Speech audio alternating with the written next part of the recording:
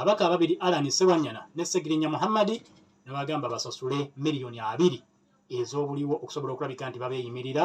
era embeera yonna tugenda kugigobera mu programu ezijja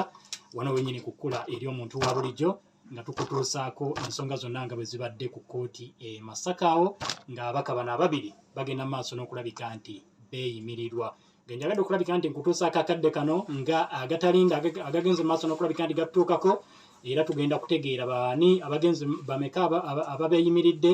era mbeera ki eryawe Masaka byoba olindiira mu programu zaffe ezijja. Wali mpulidde Kamenya n'ebibadde bita mu Parliament, tugenda kwongera okulabika nti tugakutuusaako bati kitwagadde otegeere akadde kano nti kkooti ekulemberwa omulamuzi Lawrence Tweyanze jaddaaki ekkiriza Segirinya Muhammad ne Alan Sewanyana ogenda mu maaso n'okulabika nti beeyimirirwa. Weekumire ku kkula eri omuntu wa bulijjo 17 isigadde byonna tujja kujja nabyo gye bujja mu maaso awo otegeere ensonga zino zonna naki ekiddako eri abaka bano oluvannyuma lw'okuva mu kkomera nga beeyimiriddwa.